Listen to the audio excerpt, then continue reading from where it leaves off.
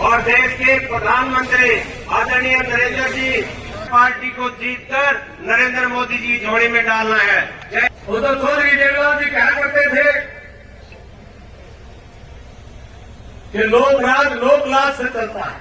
पुराने बुजुर्गों को याद होगा, चौधरी देवलाल जी कहा करते थे लोकराज लोकलाज से चलता है। चौधरी देवलाल के नाम पर वोट लेकर के जब राज में आ जाते हैं तो लोकलाज और लोकराज का बेड़ा ही पड़ता है।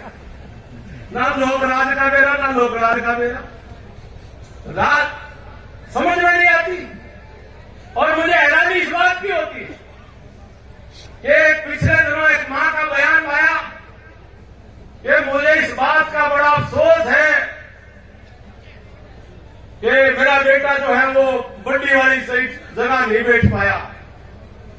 आया होगा बयान, पड़ा होगा, सुना होगा। बोले मेरे पेट में वो मां को अफसोस है कि उसका बेटा बड़ी सीट पर नहीं बैठ पाया। और एक दूसरी मां और लग रही है, अब कई सालों से अब बुलाकर बाहर से बोला मैं सारे हरियाणा छोड़ो, मेरे बेटे ने बढ़ाओ।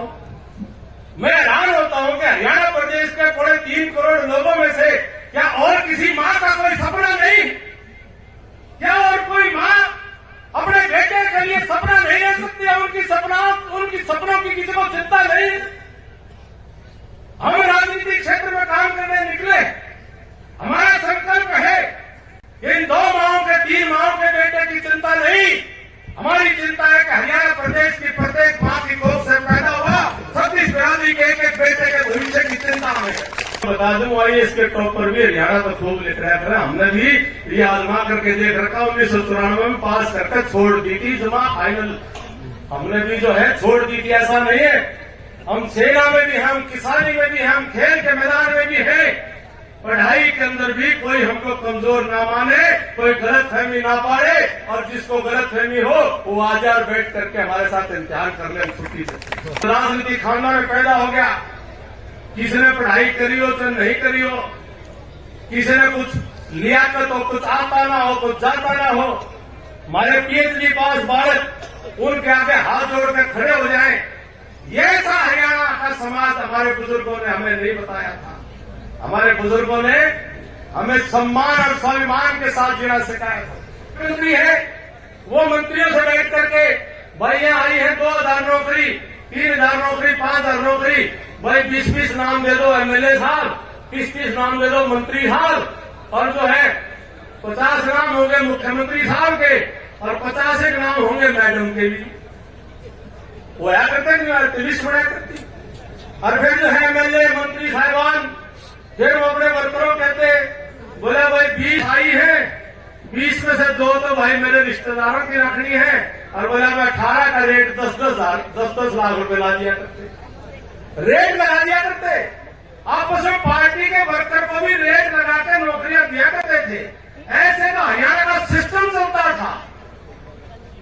और 2014 के बाद हमें दर्द होता था। उसके बाद ना कोई जात देखी, ना पात देखी, ना कोई किसी का कुछ देखा। किसी ने हरियाणा सोचा नहीं था तो एचसीएस लगा करते, करोड़ों रुपए देकर के लगा करते थे। और 2015 में पहली लिस्ट आई, पहली लिस्ट में 80% से ज्यादा बच्चे किसान के बेटा बेटी थे और बिना पैसे के एचसीएस और एचडीएम लगे थे। और एक बस कंडक्टर की बेटी, जब मैं उसका गांव घर में गया, एक गरीब बस्ती में कॉलोनी के अंदर 2 कमरे के मकान में उसका सारा परिवार ढोल बजाया था और यूं नाचा था। उसको तसल्ली नहीं हो रही थी कि वो एसडीएम लग गए, एचसीएस लग गए।